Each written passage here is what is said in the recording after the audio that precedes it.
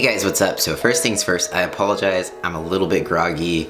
I took an Ativan last night because I had a catheter and it just is not completely out of my system yet. So bear with me. Anyways, as of right now, I am catheter free. I wanted to update you because the last video I made, I was having surgery.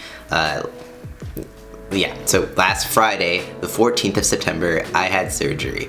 I was going in for cystoscopy, possible stricture repair, and I came out, I woke up with the catheter. Instantly when I woke up, I could feel the catheter, but the good news is that it wasn't bad news. So he was able to fix the stricture, and he said not only could he fix it, but he doesn't think I'm gonna need any further surgery after this procedure. He said it was very small, and he was able to cut it with the laser, insert the catheter, which I only had to have for 3 days, so I had it Friday, Saturday, Sunday, and as of this morning, I am catheter free. I got it out, and I feel amazing. It's nothing like getting a catheter out. My stream feels amazing. It hasn't felt this normal since probably urethroplasty number 1. I'm sure it's probably, my urethra is probably a little bit more dilated because I did have that catheter in there, but it's great. After the repair, you go to pee and it's almost like your urine just falls out. It doesn't burn. You don't feel any sort of restriction. It just feels normal. It feels relieving as urinating should.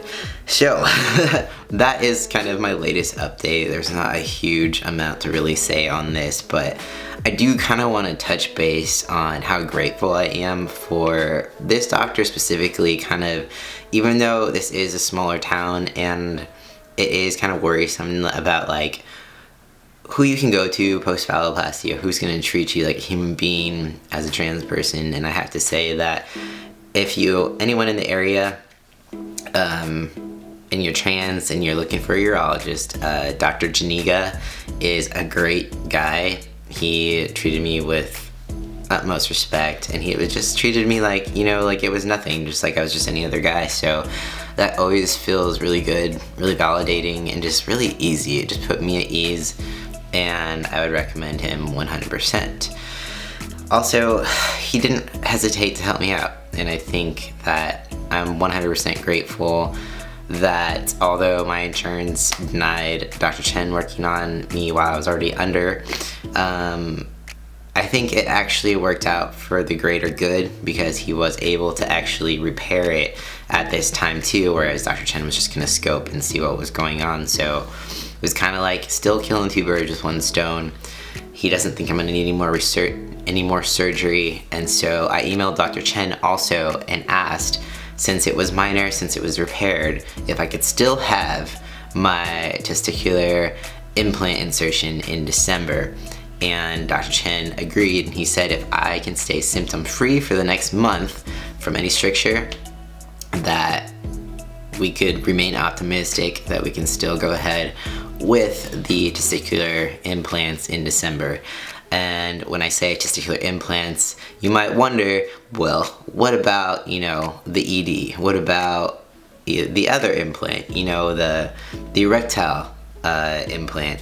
And as of this moment, as of right now, I think I'm going to wait on that a little bit, just because I'm thinking about the overall picture of how active I am, how little sex I'm having, and I don't want to feel like an extensive amount of discomfort just so that I could have sex maybe sometime in the future for like 5 minutes.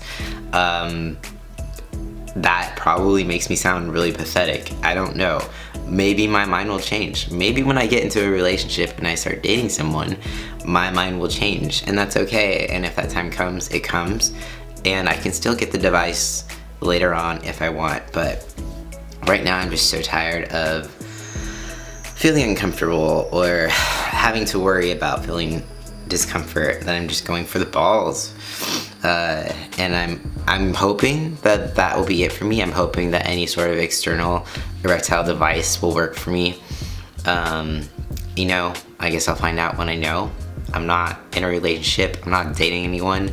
I'm not trying to date anyone. So when my mind's not really there, it's hard for me to think about that in terms of wanting to put myself more at risk for something that's not really in the books for me, I don't think.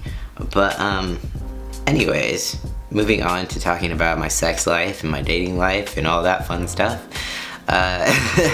So yeah, December 6th could be my final surgery, and it just makes me more grateful that maybe it was just supposed to happen this way so that this can still continue on, because originally Dr. Chen had changed my December 6th surgery to another urethroplasty, so that definitely would have delayed everything back and would have cost me more money, because after January I've got to hit my out-of-pocket max again. So crossing my fingers everything stays as it is.